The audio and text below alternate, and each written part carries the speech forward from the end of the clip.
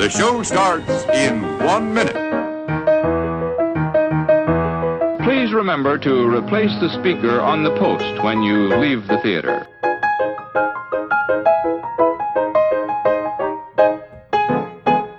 And now, on with the show.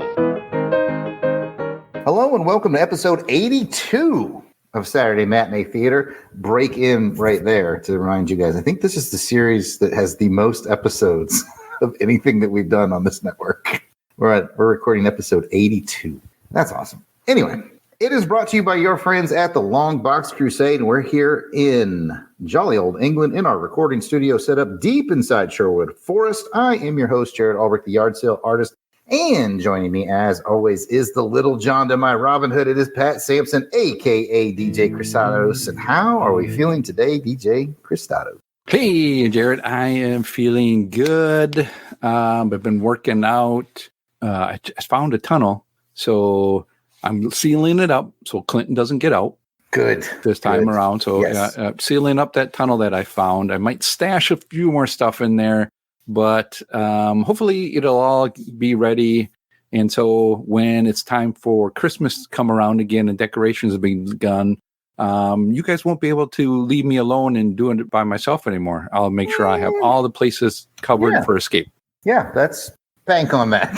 Bank on that. Mm-hmm.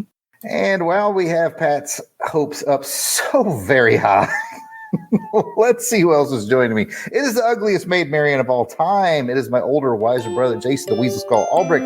Welcome back to the show, Jason. Thank you, Jared. I didn't realize that it cost 5 gold angels to be on this show. Can I borrow 5 gold angels, please?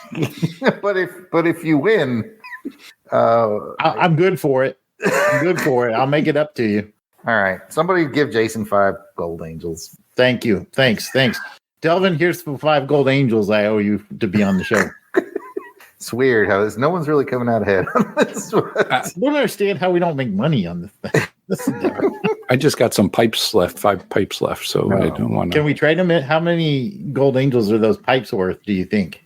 What's the exchange rate? 5. Angels to 5, 1 to 1? 5, 1 to 1, yeah. Exchange rate? All right. I think we got this covered. I think we can all do this show. Good. I'm so glad. And who is all of us, you might ask? All of us includes our own lovable Friar. It is Delvin the Dark Web Williams. How are you, Friar Williams? I'm good, and I'm happy to help Jason as well. And like for all of us, I saw Pat while he was testing out the tunnel and he was talking with the sheriff, but he came back through the front way. So all we have to do is sneak out, and then he closes it, and then we're on the outside. So no Christmas decorating for us. What? Huh? Nothing. Oh, sorry. I was just getting the pipes ready for exchange before. Keep doing that. Keep doing that. And we do have a guest. I'm hesitant to call him a guest at this point because he sure does show up on a lot of our shows. We love having him. It is our friend. It is Mr. Alan J. Porter. Welcome back to the show, Alan. Thank you, Jared. I actually really just wanted to dial into this one to make sure that this episode was something that would give my youngsters a lot of pleasure. And I wanted to make sure that you actually had a Parent Magazine seal of approval before I could actually partake. I understand. Just add some sugar, Alan, and we're going to be fine. If it'll just stop the kids whistling, that would be even better.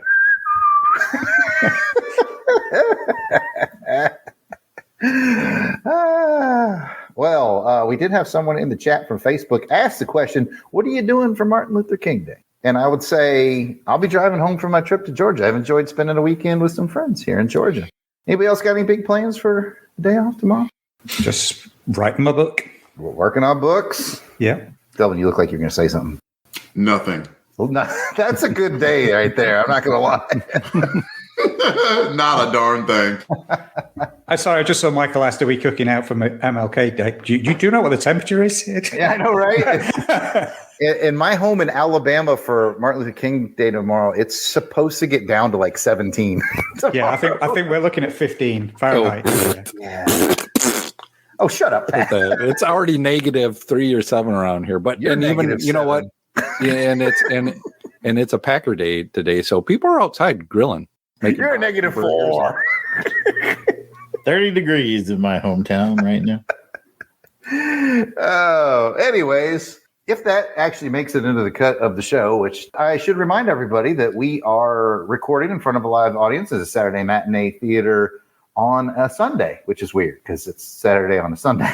But we're doing it on a Doing It live stream. So throughout the show today, we may have questions or comments that pop in from the chat that we will address on the episode. Alan, did you have anything exciting to update us with since you are the guest? Did you have any nifty, keen Robin Hood thoughts before we begin? Or are you just like, let's just start the show? I think my nifty, keen Robin Hood thoughts we're going to talk about because you and I were texting about yesterday. So let's just roll the show. Okay, yeah. Alan and I were texting yesterday because we'll have some fun in the fun facts today. I found out some stuff from our friend Bold Outlaw. I did some more digging on some stuff. Alan weighed in on some stuff. We'll get to it. Look forward to the fun facts, ladies and gentlemen. And with that, I'm going to hand it over to Pat to tell everybody what this show is about, because this might be someone's first show. And if so, Delvin, I got it. Welcome. Oh, I was like, what is he? Every time we get to the first show, we always say, well, come on, man. Dude, I'm sorry. Homescapes. Got us again. Over to you, Pat. Well, Jared, I'm glad you asked. Saturday Matinee Theatre is a retro review, sometimes index show, brought to you by the LONGBOX CRUSADE, where we'll be taking you back to the past with some potentially overlooked retro awesomeness in the realm of television, movie serials, or films. Basically, if it's vintage and it's kind of forgotten, we're going to dig it up.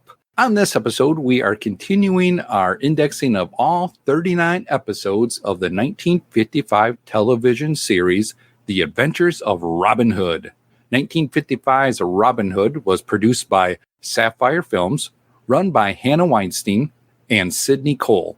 It starred Richard Green as Robin Hood and Alan Wheatley as the Sheriff of Nottingham. So take refuge in the forest, take off your quiver of arrows, get cozy around the fireplace, and let the gregarious music of the merry men whisk you away into the past.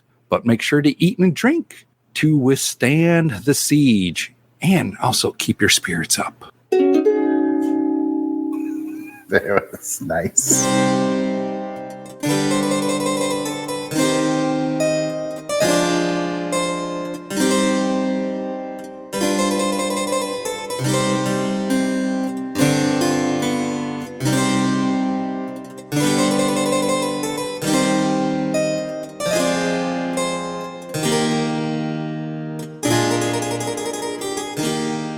Okay, folks, before we hand it over to Delvin for this episode's info, let's take a look, or in this case, a listen to a commercial that would have been playing at the time this episode was released back in 1955. This will help us get in the right time frame of mind, if you will, and transport us back to the 50s. For this episode's commercial retro rewind, we have Kool-Aid.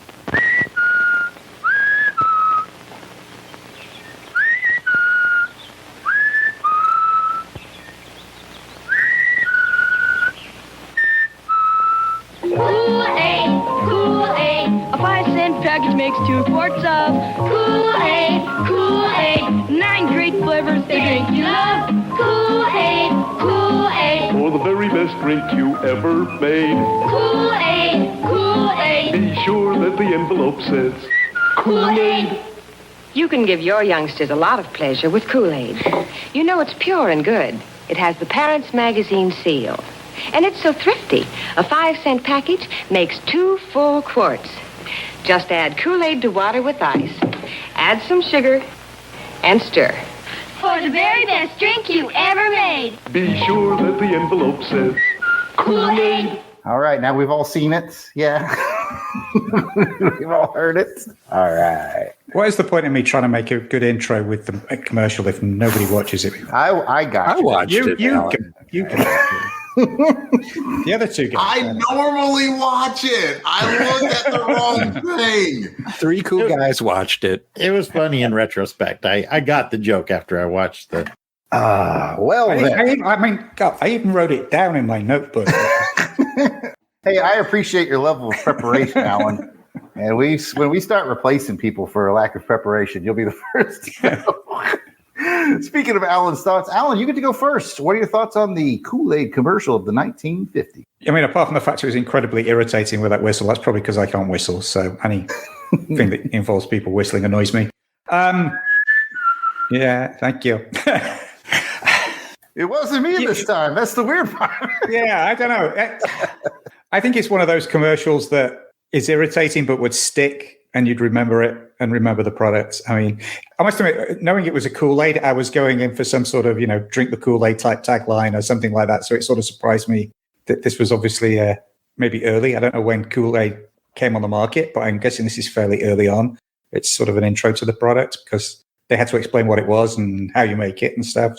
So that sort of surprised me because I thought like Kool-Aid is something that everybody just knows about. So I sort of like that aspect that they actually did set it up. So you're good with everything but the whistling. Apart from the irritating kids. And that little girl at the end, I'm sure she got something in her eye there where she was trying to wink instead. But yeah, it's looked like she'd been poked in the eye or something. But off camera, the producers will just boom, yeah.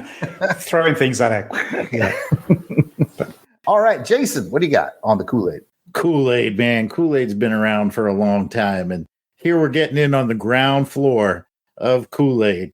Now, whenever you launch a product that's aimed at kids, you gotta reach two groups of people. You gotta reach the kids. You gotta make the kids want to drink the Kool-Aid, no pun intended, but you enjoy the Kool-Aid.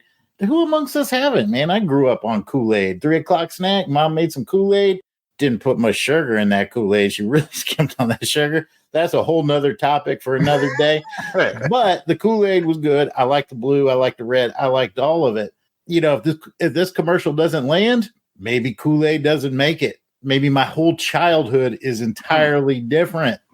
Right? But they nailed it. They nailed it because they got the kids wanting to drink that Kool-Aid with the cute little Kool-Aid pitcher man going, oh, drink me, I'm Kool-Aid. And that's all exciting, and kids want to drink it. And it got mom because it got that seal of approval from some organization that I don't know, may not even have existed. But Kool-Aid said, it got the seal of approval from the moms of America. So moms were like, all right. Kool-Aid sound a little bit like Bill Cosby. Well, that's coming, I think. Maybe Jell-O pudding pops will be down the road. That's a sad tale for another day. But for today, with a Kool-Aid commercial, it worked. It's nostalgic. It made me think of my childhood. I do prefer the big Kool-Aid that comes busting through the wall, the Kool-Aid man Kool-Aid. But, this is good. It's a good start. Sadly lacking, but I don't know. Maybe Delvin's got thoughts on that. Delvin, Kool-Aid. So I did some quick searching. Kool-Aid was invented in 1927. Kool-Aid has been around almost 100 years. So ain't going nowhere either. No, I don't think so. Like, I sort of went off of the Kool-Aid track myself when somebody just made me realize that it was just nothing but sugar that you were drinking. You're pretty much drinking colored sugar. And I'm like, my body's a temple, so I can't have Kool-Aid. And by all means, boo me, because I deserve to be booed. I'll drink your Kool-Aid. Thank you. Thank you both. I appreciate that. I'd had plenty of Kool-Aid growing up, and it was delicious. And as I taught Jared in college, you don't just, there's no measurement for Kool-Aid. You just pour until you feel like stopping pouring. And if you drink it and you kind of get a little bit of a headache, that's even better. Oh my God, I think that was too sweet. I'm going to need water to drink after the Kool-Aid that I had. So I'm going to be extra refreshed and amped up because I just got a lot of sugar water in me. So yeah, I haven't mentioned anything about the commercial yet. I realize this. It's not a bad commercial. And yeah, I do agree with Alan that whistle was a little bit grating, but at the same time, you remember it. It was 2 notes, and you remember it. I will not forget it. It is now etched into my brain. A commercial from 70-something years ago. So I'd say it's a pretty effective commercial. And hey, it clearly worked because people are still drinking Kool-Aid, and with no Kool-Aid to this day. I could ask someone half my age what Kool-Aid is, they would know it. And so I think that says a lot about the product and how successful it was. Absolutely. Pat, did you get to weigh in on Kool-Aid? I don't think you did. No, I didn't yet. So I got a fun fact for you guys about Kool-Aid. 2 quarts make a half a gallon. Mm-hmm, that's true. So how much would you actually put of sugar in a half a gallon of water? Would you guys do a cup? Would you do double cup? I just went over this. Just covered this. There is no measure. Well, Jason said very little, so I just wanted to know what was the statement of. You don't measure like we don't need to talk about that sad portion of their childhood. I mean, like Jason has a lot of tragedy. Like, I mean, Jared got the better gifts. He never got a Sky Striker. We know all of this, right? And on top of it, he had Kool-Aid that was very clearly not sugared enough. I can help out Miss Brenda to this day. I have a Kool-Aid making class. You just pour until you feel like stop pouring, you know? Mm-hmm. And there's no limit to how much goes into the Kool-Aid. You just pour. Oh, well, I'm just trying to see what everybody else, how much. I think for a gallon, Pat, I think two cups would be the 2 cups is what I thought. And I thought we would always make at home, we'd always make like a 2 gallon. You make a gallon at least, so you do like 2 cups of sugar, and you had to stretch that out, especially in the big families. You had to stretch that out. You got to put on some Def Leppard, man, and you know where this is going. Yeah, I got to put some sugar on you. But overall, this commercial, I think it was pure and it was good and it was kind of thrifty. I like that. And I'll just add, yeah. You know what I missed most of all? Like, I need to do Busted Through the Wall. So, yeah, it was cool to see the face. It was cool to see his face on the roots of the Kool-Aid Man face on the picture. Yeah. I needed him to jump up, boom. See, I'm guessing Kool-Aid Man came about in the 70s. I mean, you could picture some producer yeah, so what if he bursts through walls? Yeah, he's going to burst through walls. That's what we're doing now. Oh, okay.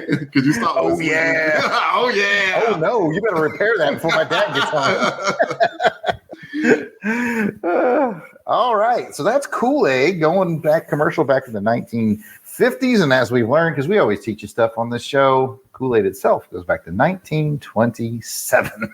And this is a show about Robin Hood, I think. So we should probably move on to Delvin, who's got the information on this episode's the conception. Allow myself to introduce myself. I'm Delvin.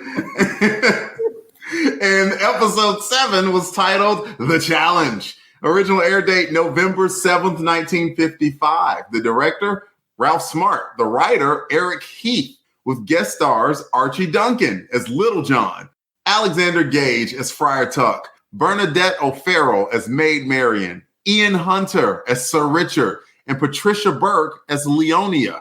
As a reminder, all 39 episodes are available on YouTube.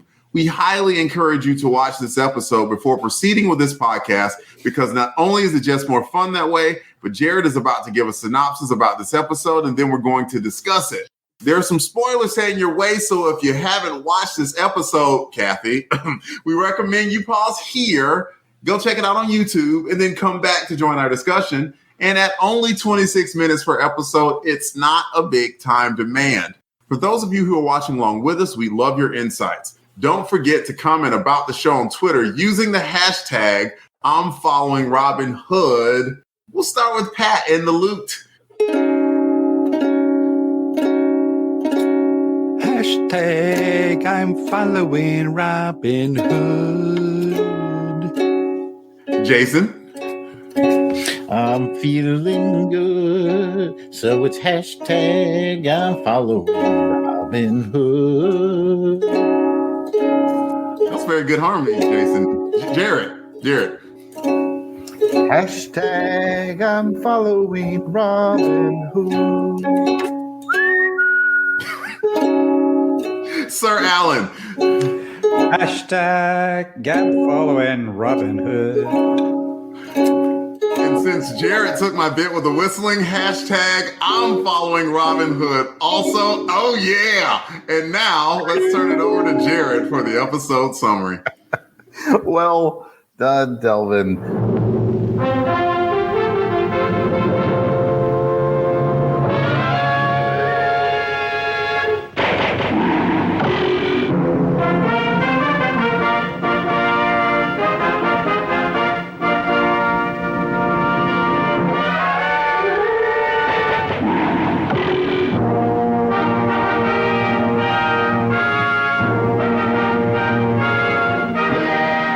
The sheriff uses his craftiness once again to get a nobleman friend of his, Sir Richard, to host an archery competition. The sheriff suspects that Richard has befriended the merry men of Sherwood Forest, so when Richard tells the sheriff that his chosen archers for the competition are outlaws, the good sheriff says, oh, no problem. We'll grant them some immunity so they can shoot against his best bowman, Giles Black. Will Robin defeat Giles Black? Well, yeah.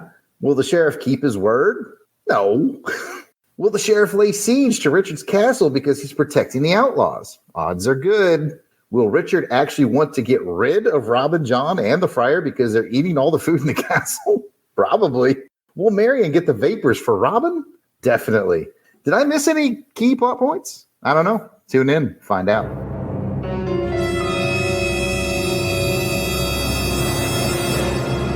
Okay, we're about to go around the room. Before we start, I thought it was really weird, just from my behind the scenes. You know, I'm always looking for stuff for fun facts, and we're not there yet. But I thought it was really weird that I could not figure out who played Giles Black. Like, I went to several sources and nothing. You didn't go to Bold Outlaw? I mean, well, okay, I didn't go to all the sources. Come on, man. You know he knows. I don't know what I was thinking. I don't know what I was thinking. I know he's listening right now. He's shaking his head. Sorry, Alan Wright. I should have gone directly to it. I just thought, but it's just weird. I went to IMDb and Wikipedia and even at the end credits of the. I start at the end credits. That's the easiest one, right? He's not credited at the end credits of the show. I'm like, how are you going to talk all about Giles Black and not tell us who played Giles Black? That's weird. Anyways, that's just my 2 cents before we get started. And getting started means we start with Alan J. Porter. First round of 2 rounds. High, low, or what the? Well, I'm going with a what the, and I know you're going to cover this more in your fun facts, but I had a what the moment very early on because this was not the episode I was expecting it to be for episode 7, because this is not episode 7 of Robin Hood. It is. No, it's not. It's a direct sequel to what should have been episode 7, because it's episode 8. Because my initial thing was, did I miss an episode? And then I thought back and I'm like, yeah, there's an episode missing. So Jared can talk more about that. But it threw me out of the story because this is not the night who came to dinner, which is what it should have been. No, it's not. But anyway, what we have. So, no, I mean, just from a watching experience, my what there was, it felt like I'd missed an episode. Okay. Let's skip ahead a bit because I have plenty of stuff. All right. It makes a change that I can actually talk over what you've already got planned. So I will address this. It is quite all right. If you guys remember on, I think it was last episode, or at least the last episode that came out, we had a fun fact because the title of the show was different. And I'll address that later on in fun facts. But let's get to this is episode 7. He's right. Alan's right. It's actually a sequel episode to another episode we haven't seen yet. And I was driving myself nuts once again, going to Wikipedia and IMDb and every one of the websites. There's no 2 websites that matched up the order of these episodes. None of them match. And then, of course, I watch it using my Plex, and Plex automatically puts the episodes in proper order. And this was absolutely number 7 on my Plex, and the description matched and everything was fine.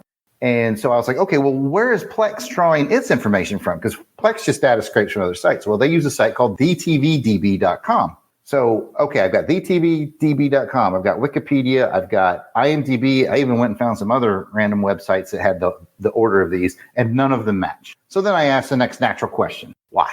Okay, and here's basically the answer. It's 1955. They're filming these in England. Some sites have them in the order of what they call production order, the order in which the episodes were filmed. And oh, by the way, they weren't all filmed in sequence.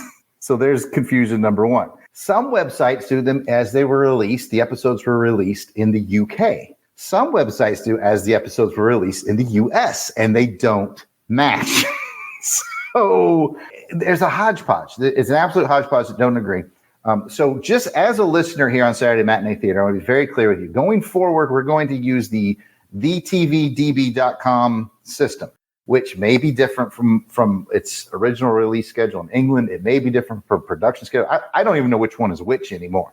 But we're just going to use the one from dtvdb.com because that's the order in which they're on my Plex, and that's the order in which we started this, and we're going to continue this path. So that's going to be our source. We will not call it an official source since we can't find any that are for sure correct because there's just so many different ones, but that's the one we're going to use. Alan, you look like you want to weigh in. Yeah, I was going to say, and I'm not sort of. It was not a dig at you or us putting the show together or the order we put the show together, because I totally understand why you said this. Because if you search for episode 7 on YouTube, this is the one you come up with the challenge. On the DVD set, I've got this is episode 7. But on the American DVD set, I've got this is episode 7. But what got me about this one is that it narratively is a direct 95% of the time, it really doesn't matter. Other than the first 5 or 6, when they introduce the characters, narratively, it doesn't really matter normally what order you watch these in. But this one was, with it being a direct sequel, and it starts off with that line where Sir Richard says, well, Robin saved my lands, therefore I owe him a debt. And I'm like, hang on a minute, when did that happen? Last episode now. And the answer is, it happens in episode 37. It's like that one he's talking about is like way later in this run. See, I took it as like when Robin helped Marion out when we met Marion, because she was having money problem. You know what I mean? So that's kind of how I was taking it.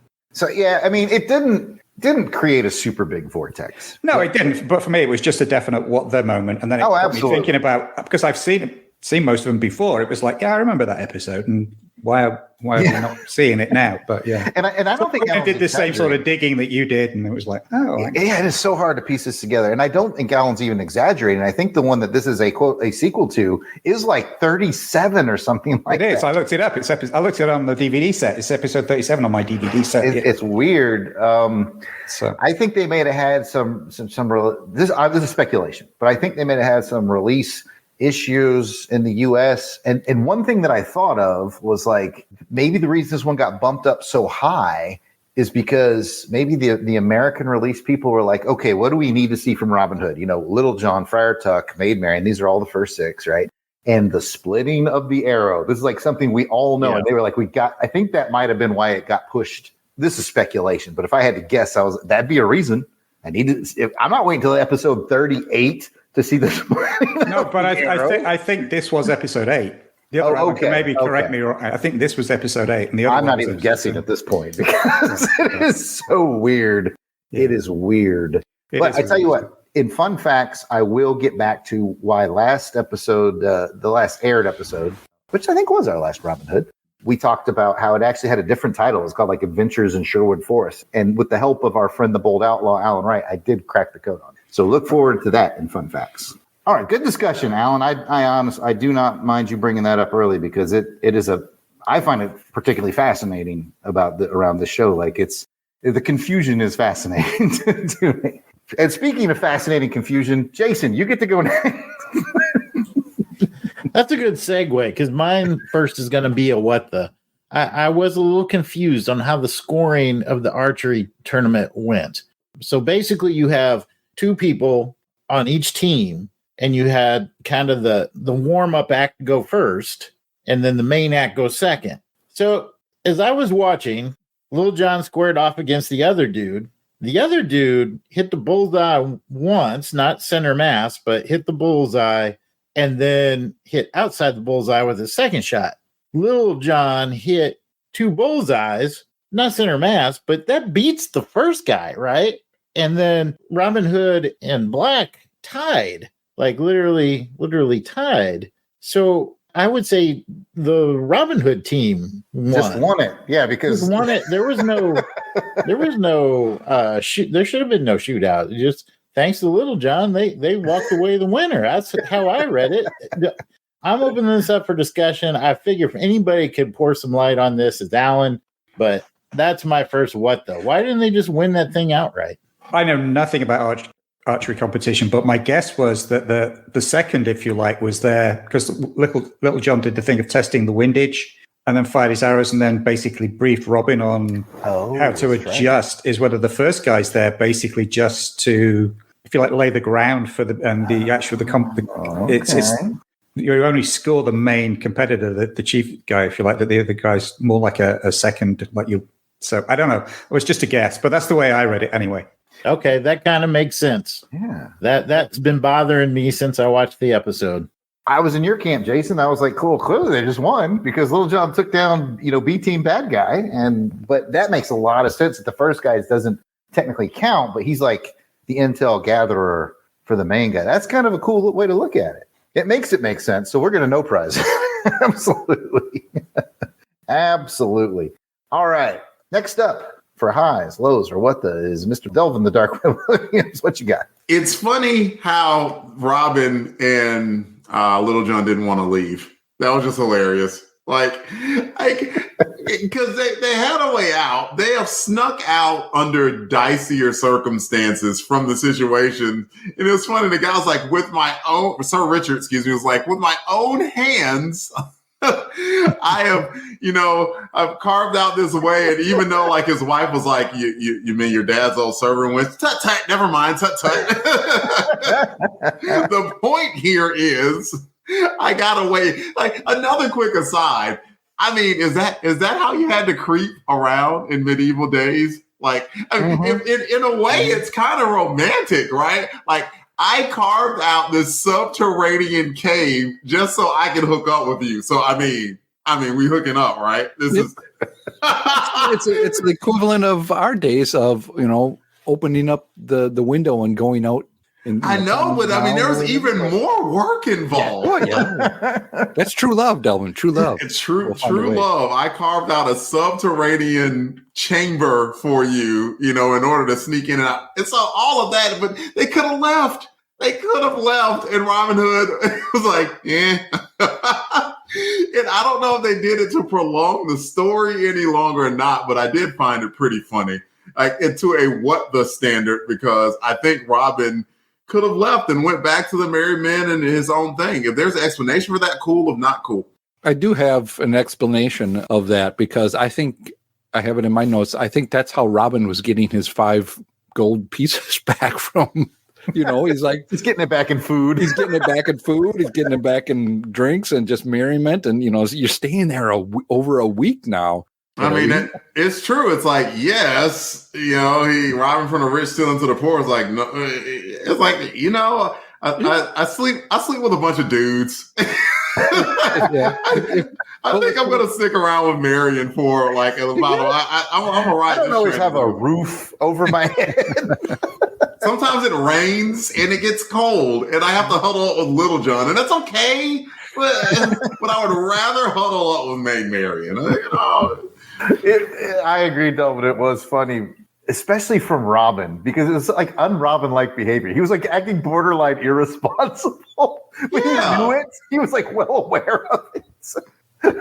It was a week he could hang out with Maid Marian too, so that's romantic. Well, she was clearly into it. So, anyways, Pat, it's your turn to talk. Yeah, I truly believe that he's stuck there. Either one, because he was able to, hang out with her and just have fun. And just, that's irritating King Richard or Richard, making him pay his money and then he gets nothing back. He just gets his money back again from him. So I think that was his dig at him. And, we're going to stay here. We're going to have fun. We're going to do all that. But old dude was like, can I borrow $5? Yeah. Congratulations, you won. Here's $5. The funny part about that, too, is he asked his wife to get the money purse and she's like, he goes, did you get the money back?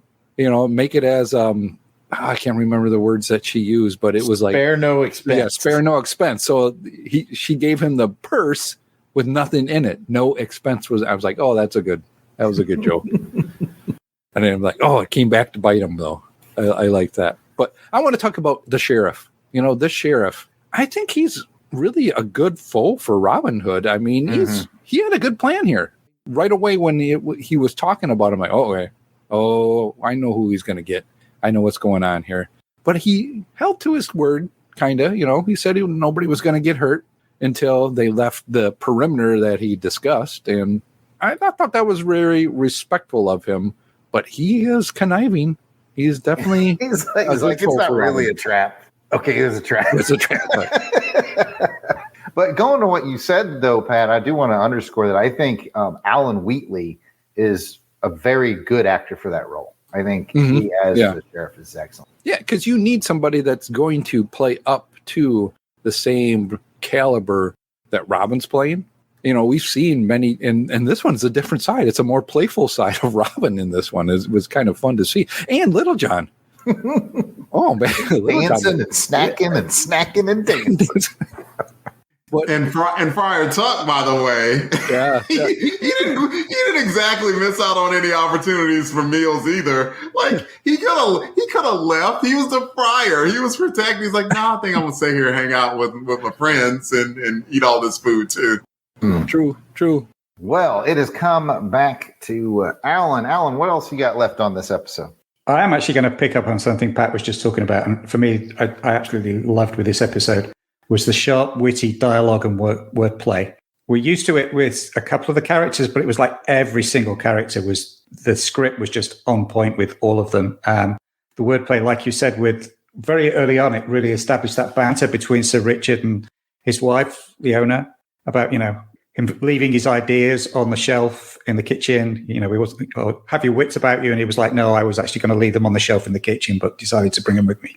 And then the thing about the money bag, and stuff. And even down to the sheriff, like you said, the sheriff being so precise with his words about, and they played that back later on. That sort of came back around later on. I said that they would be free in the castle to leave the castle. But obviously once they left the castle, I just loved how on point and brilliant that the dialogue was in this.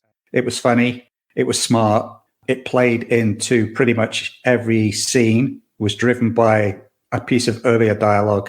I just loved it all the way through. I just took loads of notes about it, but it all really just came down to an absolutely brilliant script. So I don't know if this was a different writer. I didn't actually go look it up because I got too distracted looking the other stuff up, but I didn't actually go look up and see if this is a different writer than usual. I mean, normally it's a very well scripted show anyway, but this one was just, the wordplay in it was just fantastic. So, yeah. Yeah, that goes back to, looking back, the writer of this episode, Delvin told us earlier, was Eric Heath. I think he's done a couple others, him and Rig Lardner Jr. And if you remember earlier on this show, and I'm talking more to our listeners, on this program, we're talking about Robin Hood. One of Hannah Weinstein's big things is she hired over a lot of the blacklisted writers from Hollywood. So we have some very strong Hollywood talent for like big movie writers writing for this little TV show in England. And that's why you get this quality of writers. And I think that's where that sharpness comes from, Alan. Just these super high quality guys that are just kind of looking for work outside of the US. Yeah. I mean, obviously been, aware of that background and the quality of the writers on the show. But I don't know, this episode in particular, just of the 7 we've watched so far, really stood out for me in terms of the wordplay. Yeah, they've all been sharp, but this one was, sharp. You're right. Absolutely. I enjoyed it quite a bit, which brings us back to Jason. I really like the cleverness of Sir Richard getting himself into and out of trouble during this whole thing. And one particular instant was the question, like, how do I get Robin Hood to actually participate in this challenge? Right. So he sings out his minstrel like a little singing telegram, just wandering through the forest, playing the song. And of course, gets picked up and then brought back to camp. And then that song had me laughing because he's just like, I'm making it up, but, who's the best and he's shooting so good? And Robin is like, yeah, I know where this is going. If Sir Giles Black is better than Robin Hood. He's like, what the? And it's like, he's hooked, man. It's going down now. The look on Robin's face. It's uncharacteristic of Robin, too, to just take that bait, If records weren't around, there would have been record scratch moment. Oh, man, that was so good. Oh, I just I loved it. And how he got out of the trouble and getting those guys out of his castle. I got some respect for Sir Richard. And to Alan's earlier point, now I'm kind of looking forward to episode 37 or 38 or wherever he shows up again to see more of him. So just remember when you watch it, you have actually never met this character before. Okay. Well, yeah, I think where you're confused now, I would have been, if we didn't have this conversation, confused on episode 37 when we got there. Like, wait, didn't we meet him earlier? Yeah. So, but at any rate, Sir Richard, hats off. That was funny. He was good. He was very good. Delvin. It's definitely worth mentioning. They've already talked about the wordplay, but we didn't get into a little bit of the classic British banter as well, especially between or the banter / barbs thrown between Robin Hood and the sheriff. Where like from the start, Robin Hood's like, you can't trust him at his word, and it just immediately pans to the sheriff, and he said something like, he's like, I didn't give my word to a gentleman or something like that. And it was like, there, it's already started. Like you could see his plan, but I give the sheriff credit. Like he has a bit of wiliness about him. And like we talked about, it was mentioned before about how he carefully said his words. It's like, I said, the tournament. I didn't say anything 1 second after the tournament. But then as soon as his cleverness wasn't going to work, and Sir Richard was like, you went against your word, and there's no way this was a guest in my house, and I'm not going to let you take him. And he's like, fine, I'll just lay siege to your whole castle. And it's like, and is it worth it? The answer is no, right? Like, it really is just Robin of Locksley and a group of freaking vagabonds, right? Like, but the biggest crime that they've committed is that they pissed the sheriff off. And since they did that, there are no means that he won't take to make sure that they are like.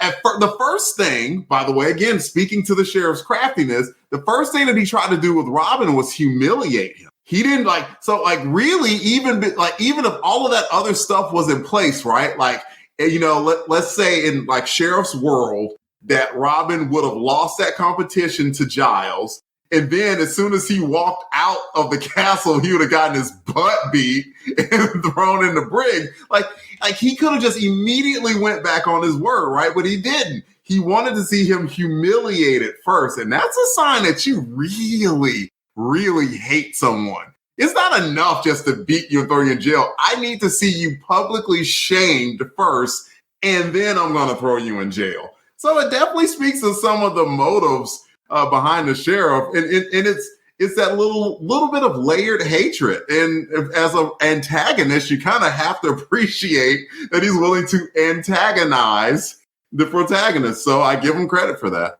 He's like a really good Bond villain, or a bad one. Either way, like he's all in on not just like you said, catching this guy, but just like I'm going to humiliate him at every chance I get.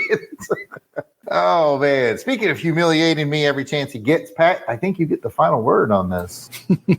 Well, I just want to reiterate kind of what Alan was saying, and Delvin brought it up. That was one of the word plays that I really liked about it. I had to play it back a couple times. Is the conversation that was happening between the sheriff and Richard, but it was really kind of aimed at Robin when he said that, I give him my word, but to a gentleman only, never before. And I'm like, ooh, that hits hard. And I like that. There was a lot of good wordplay going on. Yeah, I've never broken my word to a gentleman before. Yeah. Yeah. Oh man. And Robin popped up. What the what the what? and I was a gentleman until you let that dude steal my land.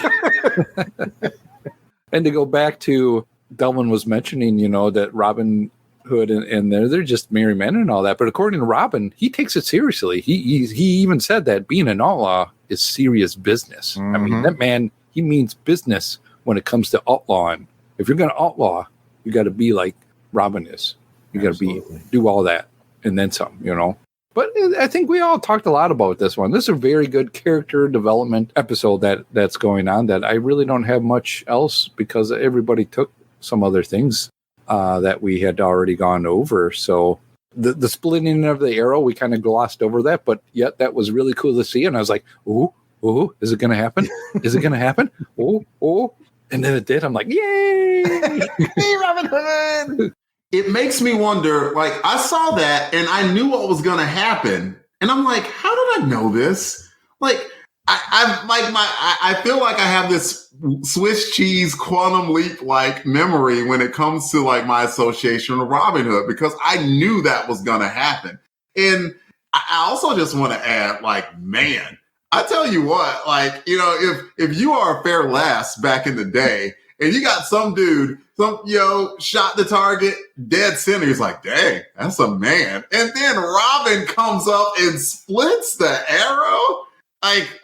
Like, okay, yeah, that's all I need. Like, yeah, I think I want to hang out with you because, like, even Giles was packing his duffel bag, just like, I'm done. And he was done, and then Maid Marian was like, oh yeah, I was hoping that you'd stay longer for the banquet. I was going to enjoy maybe a week or so. Yeah, I was going to enjoy that banquet all night. Like, whoa, Easy. I'm just saying, I can't blame a lady for doing that. I mean, he split an arrow. Like, what?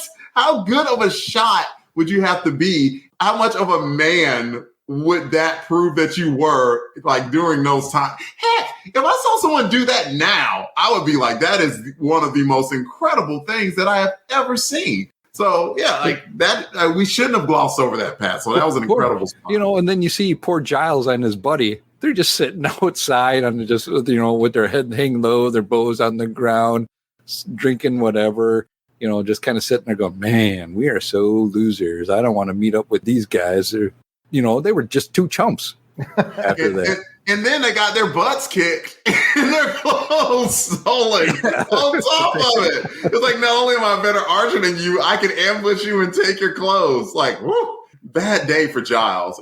But you know what? I'm going to throw some respect Giles' way because Jason mentioned it earlier. Like, once he split the arrow, Giles was like, Peter Griffin, I think. He was like, done. Yeah.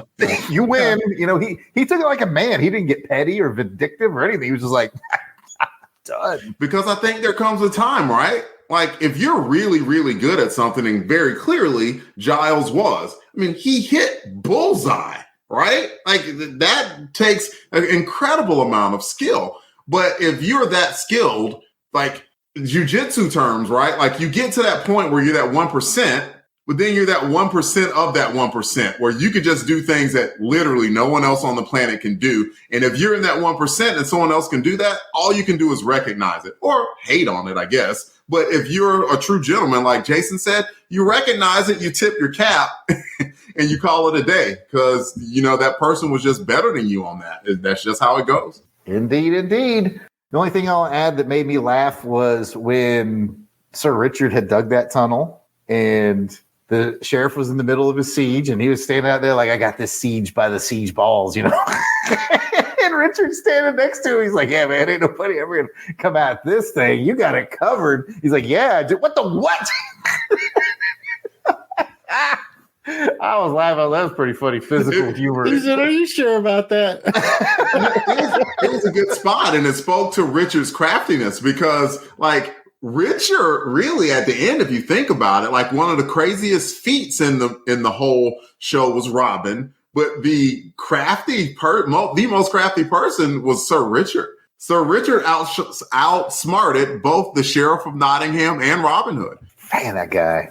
Plus, his scheme was to get the $50,000 off of Robin's own money. He played with house money in a sense. Oh. Which I think goes back to Pat's point, which is why Robin stuck around because he was getting his 5 crowns worth. He did. Him and just the friar alone got the food alone. Just him. You got to feed Friar Tuck plus Little John. Little John. Oh man, that's like you go into an all-you-can-eat buffet, and the people are like, "Wait a minute, you know, we're not open 24/7 here." All right. Anybody else have anything before we move to fun facts? Anybody got anything else? Yeah, actually, I just wanted to pick up on. I saw we mentioned it earlier on with Pat and the ukulele and the guitar. I love the details, the historical details, because that instrument is a gittern, Gittern, which is how they pronounced it in the show, which I thought was great. But the details with the archery thing, them switching to smaller targets, because traditionally in the movies when they do that, they just take the target and move it further back, which basically increases the range, which is not how they used to score it. From what I've read, they did go to progressively smaller and smaller targets. So because, you know, they were doing it within a fixed length of a courtyard or something like that. That makes sense. So I love that. And the thing about the strength of the bowstring that Robin and the other guy, Black, could pull, you know, that they had the strength. But I also love the fact that Robin explained why he shoots quickly. when he was saying about, if you're in the forest and there's a deer, you can't take 20 seconds to line up a shot because the deer will be gone. So I just loved all the little details, practical and historical details that they put through this episode as well. So just wanted to give those a shout out. Did you guys notice that when they were showing the shooting, that when they would put their arm up, where they would rest the arrow, sometimes it'd be on the left side, sometimes it would be on the right side of it too. Wouldn't that mess up the arrow going through? You know what I mean? I'm not an expert on that, but I am an expert in the golden arches, Pat. Yes. Some might say you're a friar to those. I have read an Archie comic or two. So you got some knowledge. Yeah. So you both got some knowledge. One more. I've seen some All in the Family that had Archie Bunker. Okay, yes. I'm good. I've been to the St. Louis Arch before. A friar tucked away a couple quarter pounders. Back to the golden arches. Back to the golden arches. In all seriousness, I'm old enough that I went to high school at a time when you could do archery. They trusted us with bows and arrows. Yep. I remember that. Right. And I remember, like, when to get to notch an arrow, you held it like horizontal, and then the arrow went like over your left index finger, and you pulled back like this and then plucked the string. So it should have been, if you're left-handed, it should have been on the left side. Okay. Or sorry, right-handed, it should have been on the left, and right-handed on the right. I think. I don't know. Closest you're going to get to somebody got shot in the leg. Yeah, no, and that's just something. That was just some high school. Just something I noticed and found fascinating. With that, I will get into the fun facts. So, a follow-up to last episode's discussion about the title of the show being The Adventures in Sherwood Forest as opposed to The Adventures of Robin Hood. With a little help from a very wise and anonymous source, okay, it was Alan Wright at Bold Outlaw, I learned that there was a rule that said if a show is shown in syndication in the United States, but it's still airing new episodes as well, the syndicated version cannot have the exact same title. So the most common version out there digitally, which is probably the cleanest print for the episode that we watched, was a U.S. syndicated version, hence the different title. I thought that was a little bit fascinating. Other examples of shows that slightly changed syndication names because new episodes were still being aired are Happy Days was called Happy Days Again, and Three's Company was released as Three's Company 2. So if we end up watching another The Adventures in Sherwood Forest, we'll know that it's just a syndicated version, most likely to it being the best quality print of the episode that is available at the time. Thanks to friend of the show, Alan Wright at Bold Outlaw on X for squaring us away on that. So, did anybody else here know that if you get in syndication before the show is actually done airing new episodes, it would have a different title? Because that was news to me. That's fascinating. Yeah. That must have changed, though, because nowadays you can see, older shows. They're playing them before even new shows are out. No, I think you're getting it mixed up, Pat. What they're saying is even though it's not network TV, but let's assume that the show Reacher was on network TV, right? Mm-hmm. And it was airing, and right now it's on like season 2. But let's say that they started airing episodes of Reacher on another channel. They'd have to change the name. It'd be like Jack Reacher. But I see that. But I see that right now. Like I'll watch episodes of Chicago PD or something like that on. No, you are right. Like they do that with Bob's Burgers. Bob's Burgers on a totally different network, unless that network is owned by. Yeah, you're right, Pat. Bob's Burgers is like popped up in my head, or American Dad. They still show new episodes of American Dad, but like they also show syndication. Well, look at The Simpsons. The Simpsons is out there for how long? Yep. Check with our legal team. It's called The Samsons. I don't know if you've caught that, Pat. They changed it. What is that? They call it The Samsons if they show it in syndication. I wonder what I would look like if I was a Simpson. It's interesting that both examples that we got from the Bold Outlaw were like late 70s, early 80s examples, because I'm starting to think, Pat, maybe you're right. Like maybe something changed as maybe cable got bigger and broader or something, but at least for a sliver of history, that's the way it was. Because you talk about obviously into the 70s and 80s with Happy Days and Three's Company. Those were in that time frame yet of the 70s and 80s for sure. Yeah, I'm guessing that once cable TV got like as big as it did, I bet that's when sort of they got a little shiftier on that. That's just Jared's guess again. I don't have the paper. Yeah, no, it makes sense. It definitely makes sense. And I never knew Happy Days Again what that was, but it's like, oh, this makes sense. It was just blowing my mind the last episode when, like, why would you call it Sherwood Forest? Like, what's up with the title change on episode 6? What's going on? Come to find out, it's a U.S. syndicated version. That's how it worked back in the day, I guess. The only other fun fact I had, we already tackled, so I'll just use this as a reminder to our listening audience that with the highly confusing production schedule versus UK release schedule versus US schedule, not saying that this one's more correct than any of the other ones, we're going to be using the schedule provided by vtvdb.com. It's going to be the one that we go with because I think that's how the DVD sets that Alan and I both had released them under as well. And that's just how it's going to be for us. That's the source we're going to use. Hey, Kathy in the chat mentions that multiple channels now being owned by the same network or company probably have a lot to do with being able to re-release shows with the same title. And that's, I think, a smart observation as well. All right, guys, we've gotten through a lot of the fun facts. I don't know. These are particularly fun to me. I like looking back at sort of the history of TV. And I actually kind of think it's neat that the airing orders are so wildly different from where you go. It's just kind of a snapshot because no one was capturing this data back in 1955. No. In fact, a lot of British TV, this is like Jared's additional fun fact you guys may have already known, like especially at the BBC, they've had this very mindset of once something is aired, you either saw it or you didn't, and it's done. Very famously, there's missing episodes of Doctor Who because they would take those tapes and they'd re-tape over them with something else. It's also like that with a very favorite Sherlock Holmes version of mine with Peter Cushing and Nigel Stock. There's episodes of that missing for the same reasons. It's just no one was in the mindset of someone's going to want to watch this again 50 years from now, 60 years from now. It was a whole mindset thing. Now we sort of covet these old shows and we curate them and that kind of thing. But back then, no one was thinking of that. And I find that stuff fascinating. So welcome to Jared's Talks on Old TV, episode 1. With that, let's get into the arrow ratings. If you give this 5 arrows, that means you loved this episode. 4 means it was very good. 3 means it was good. 2 is just okay. And 1 did not like it. We will go clockwise this time. We will start with Pat. Pat, 1 to 5. What do you think of the challenge? Well, Jared, I am going to challenge everybody to go higher than me as I'm going to give it a 4, a very strong 4 on this one. All right. I like it. It takes it to Delvin. You're going to match 4. You're going to go higher. You're going to go lower. What's happening over there? You're going to try to escape with the secret tunnel?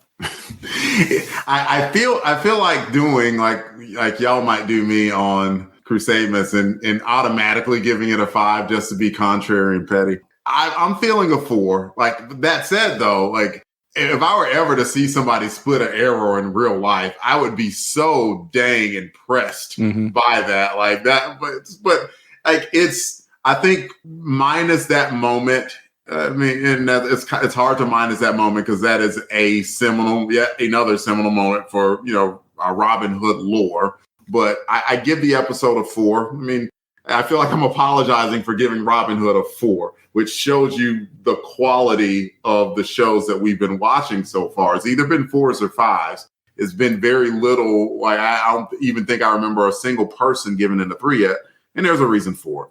So I'm with Pat. I think it's a 4. Jason. I'm going to accept Pat's challenge and I'm going to give it a 5. I'm rolling 5 out here. As soon as I saw the title of the episode, I was like, an arrow's getting split. And this is one of those seminal moments that I really wanted to see. Not only did I see it, it wasn't even the most interesting moment on the show. So I think Alan brought it up. It's every character from Sir Richard's wife, Maid Marian, Little John, Friar Tuck, the sheriff, the 2 guys that they were competing against.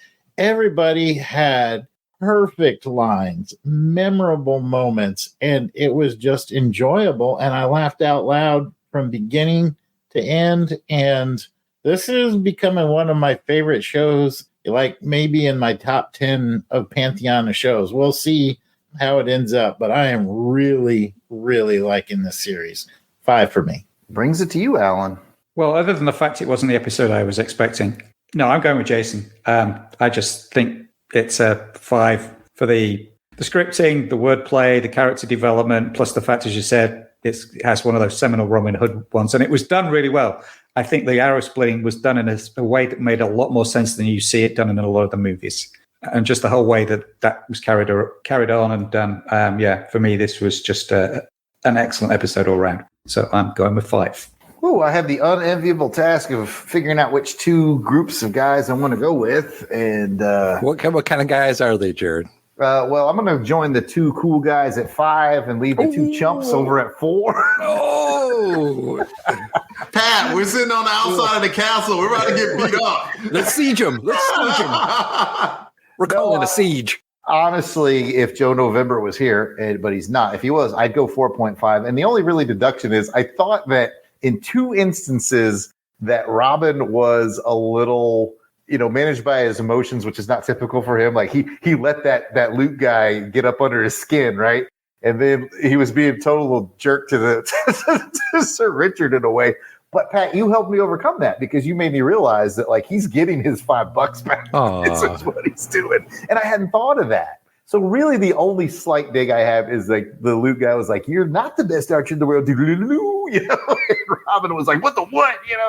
And I'm like, Robin's too cool for that. But in the end, it was so much fun, and as Alan pointed out, the dialogue is so sharp. I'm going to keep this at a 5. Much like Jason, I didn't think we'd watch a show that I found as, I won't say more entertaining yet, but as entertaining as 54 Homes. I love 54 Homes, and this is in league with that. And for me, that's high marks. It's been great. It has been. Like I truly look forward to watching them because I know there's going to be a high quality show, and that's a great place to start. As opposed to rhymes with fat man. You leave Beat Bat out of this. Sorry, Batman. My bad. I think I mentioned this early on when we started these episodes, but credit where it's due. Well before we ever ended up doing Adventures of Robin Hood for our next show after, Sherlock Holmes, it was Alan J. Porter who was like, "Man, if you go with that Robin Hood show, you will not be disappointed." He was like a little voice in my ear, like, "You need to get that Robin Hood show going." And he has been correct. Hey, as soon as you mentioned Archie Duncan on the Sherlock Holmes, and how much you were like, I'm like, "Hey, if you like him here," I was like Amazon. If you like this one, I highly recommend this one. You absolutely were. Okay, guys, with all the scoring done, we are thrilled to kick off this episode with special shout-outs to Crusaders Club members. These are the fine folks who have joined our crusade. They enjoy early access to special Longbox episodes, voting on show content, raffle prizes, so much more. These are the folks reaping the benefits and giving some much appreciated support to the show. And Helica Wolf. Oh, no. Joining us in the chat, Auburn Elvis. Bill Beer. Braxton Underwood. Clinton Robinson. Keeping him locked in that tunnel. Captain Entropy. Clark Westfield. Dave Collins, Battlewagon. Ooh, I've been waiting on this one, guys. I just had a new one. It is Better Than Ezra Gallo. No one. You've been hearing that joke since 1994. I called it a new one. He's desperately wanting for a new joke. Hey, exactly. Better than Ezra cut. Gary doesn't get jealous about it. Gary V. I'm not encouraging you guys. Gene Hendricks. Gerald Green. Heinz K. Jason Keene. Jason Lady. Jeremy L. Oops, better grab that loot. Here we go. Jim, and I hope you like Jim Jarman too. Jim Jarman. So, somewhere Bob Marley is smiling in his grave. Not rolling over, smiling broadly. Jim Meal. Joe Thomas. Josh Strickland. Candace Ward. Kathy Bright. Matt and Lissy Passo. Mark Ross. The marvelous Miranda W. Also marvelous Maxwell Traver. P.D. Devins. Paul Hicks. Rick and Jeff from Rick and Jeff Present. Rob Morgan. Samantha Maney. Sean Urbanski. Spidey 67. Spreadsheet. Steve Cronin. Tim Price. Tony Pennington. And Toronto Cop. If we miss anyone on our list, we apologize. Keep in mind we record these episodes well in advance of release, so if you're a recent edition, we will add you soon, but no worries. You can always send a hate-filled email to Pat. He's at contact@longboxcrusade.com. We will get it squared away.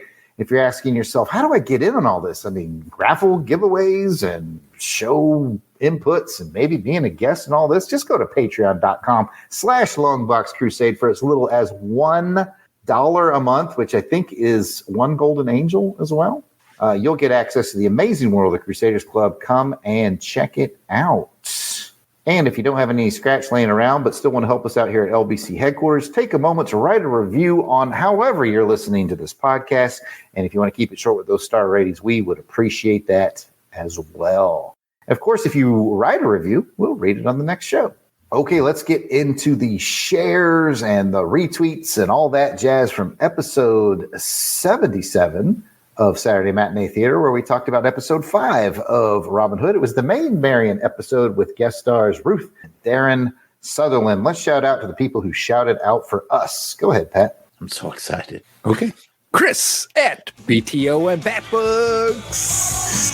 Let it roll!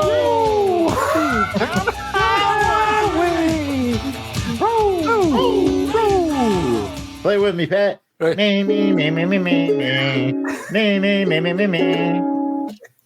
I'm not looking at the screen right now, but I can imagine Alan is like, these people are so weird. I'm not.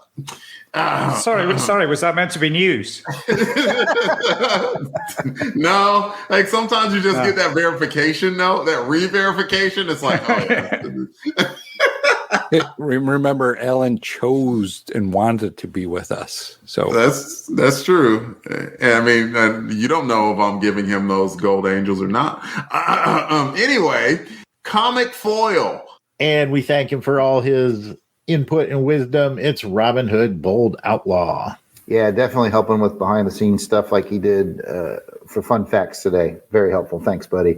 My favorite Deborah on the planet, Dame Deborah Smith. Thanks for that share. Wait a minute. Even better than Little Debbie? Little Debbie Snap Cake's pretty good. I don't know. Actual Deborah's mac and cheese is incredible, by the way. And a red velvet cake. You ain't have my mama's chocolate cake. You have my mama's chocolate cake. You be like, all right. Little Debbie who? Okay, fair enough. But yeah, she is held in high regard. Let's get into some comments. We got a fair amount of comments on that last episode. So if you want to grab one, Pat, then feel free. I will take one from Comic Foil, and they say another great podcast for another great episode. Well, thank you. We appreciate you feedback. I appreciate these tweets to remind me to keep watching this great Robin Hood series. Same. We appreciate you appreciating us, appreciating you appreciating. Yeah, I love the fact that he's watching the series because that's really what we want to watching do along with Saturday us. Matinee Theater. Yeah, we want more people to find this wonderful thing. Yeah, it's not a great time demand to do this. No, it's not. Delvin tells us that every episode. Every episode. Like, I don't know if people really appreciate that nuance, Jared. I'm not sure they do or not. But Anyway. you know who does? Robin Hood, Bold Outlaw. He says, looking forward to this. And rad adventures are great. Hashtag, I'm following Robin Hood. Yes, absolutely. Ruth and Darren are both great. Absolutely amazing people. Well, that rolls nicely into mine because Ruth Sutherland, she tweeted, love this series, really enjoyed our conversation, and we really enjoyed having you there, Ruth. And Darren, too. Absolutely. And then we have our friend Rick Heineken from Unpacking the Power of the Power Pack, because the Power Pack don't stop. And he said, on my bookshelf, purchased when I was in high school, provided a picture of some old tattered paperbacks on his bookshelf, and I love the look of that. And if you look carefully, there is a Robin Hood book in there, isn't there? It is The Outlaw of Sherwood, printed by Ace. It looks like a well-loved paperback book, and I love it when I see stuff. It's by, hang on, let me zoom in, Robin McKinley. Thanks for the share. Writing about Robin. Robin on Robin. You usually got to pay double for that. Mm-hmm. But thanks for the share on that, Rick. That's cool. And I'll take another comment from Alan himself. Alan from Robin Hood, Bold Outlaw. And he says, this is the ballad that inspired a part of the episode. And he brings a link. So if you're interested in that link, go out to our Twitter or X page and find his comment, and he'll get you to the link. And he says, some scholars have seen it as a lesser version of the Robin Hood meets his match ballads, but others have argued that this is not worse than the others of its kind. I saw one of those ballads. I clicked on the link. One of them were like 268 stanzas long. And I was like, I'm not reading all that. You were like, can't stand ya. But it made me just get like, this guy has such an appreciation for this stuff. And I absolutely love those like guys and gals who just have that deep dive into such subject matter like that. It's awesome to see. It's like you know that there's like, you know, some big deep ocean out there. If you ever just need to take a drink, you know, you know exactly where it is. And that's what he's provided. It's awesome. I laughed when I read that comic because it's like some scholars see it as a lesser version, but you know, there's obviously some opinion involved. And this is one of those things where, like, if it came up in conversation and I was sitting next to the Bold Outlaw and they were like such and such ballad, I've been like that ballad is it good? It's good. It's good. And I just looked at him and whatever he's nodding or shaking his head, I would that's the opinion I'm gonna. I do that a lot with Alan on James Bond as well. Our Alan J. Porter. Except he doesn't like Jaws. I'm not sure what that's about, but that's for a whole other podcast. I don't know. It was a pretty good movie. Shark was cool. It's got me again. All right, folks, if you want to be like everybody who just got shout outs, clearly an easy way is to comment on the show, send us an email. We've talked about all that. Or you can always leave us a voicemail if you want to hear your own voice on the show, and we'll respond to your question, whatever you ask, on the voicemail. And our phone number is 707-532-5269. That is 707-532-LBOX. Pick up the phone. I had to get ahead. I was like, I don't need anyone else to know. I will have this bit. That's it for this episode of Saturday Matinee Theater. If you'd like to hear more from us in the realm of comic books, check out the Longbox Crusade. Pat, where can they find that? Well, Jason, I am glad you asked. You can find the Longbox Crusade on all of the fine podcatchers that are out there. Or you can go to www.longboxcrusade.com. Did you know we're also on Twitter, Facebook, Instagram, and on YouTube? Well, you must know that we're on YouTube because you're watching us right now. If you are, and you got that notification and you click that bell and subscribed. Or just go to all those sites and find us. We're at Longbox Crusade. Just search us out there and you'll find us. Back to you, Jason. We also like James Bond a little bit, so if you want to hear us on our track through all things James Bond, check out On Her Majesty's Secret Podcast. Jared, where can they find that? Well, Jason, I'm glad you asked, as he scrolls to find that. Okay. We're on all your finer podcatchers. And, of course, we are on Podbean. That's where we're based out of. You can check us out directly at www.secretpodcast.podbean.com. You can check out our Twitter at OHMSPod. And we definitely do deep dives into all things James Bond. So come and check us out. Just to give the listening audience a flavor of what you might get, I think on an upcoming episode, we're going to be looking at another television episode of Man from U.N.C.L.E., which was partially an Ian Fleming creation. We've really been enjoying that. Well, all right. If you'd like to chat with us online, we can be found at Delvin. Go ahead and kick us off. Twitter, X, DEE_RAY1977. Instagram, Delvin Ray. Pat. Well, Delvin, I'm glad you asked. You can find me on the X at Christatos01. Jared, where can you be found? I am at the X and the Facebook and the Instagram. It's all at Yard Sale Artist, and you can check out my artwares at www.theyardsaleartist.com. Back to Jason. Well, you can find me on Instagram or on Threads at Jason Albrick. And Alan, let me pitch it over to you so you can tell the good folks where they can find you. You can find me on most of the social media platforms at Alan J. Porter, or if you want to track me down everywhere I am on the web, if you just go to my website, alanjporter.com, and click on the links page, you can find links to all the stuff I do online. Well, that's it. Thanks for joining us for this episode of Saturday Matinee Theater. Uh-oh, emergency broadcast. This just in. Guess what, folks? You voted, and we listened. since we bid farewell to the 1943 Batman serial. What a great serial it was. I'm seeing the enthusiasm in the guys' faces as they, yep, okay. All right. Our next episode will begin our coverage of the Dark Fox himself. No, it's not a new nickname for Delvin. It could be, though. We could, double entendre. Get your whips. Are you sure this isn't for Delvin? I'm kidding. Get your whips oiled and your 6-shooters loaded. Yeah, this one is more of a Western, using pistols instead of his usual blade. And also, it's the original Zorro's great-grandson. You know what? Just tune in. We begin our coverage of the 1937 serial, Zorro Rides Again, Chapter 1, Death from the Sky. The meetup location, Casa de Vega.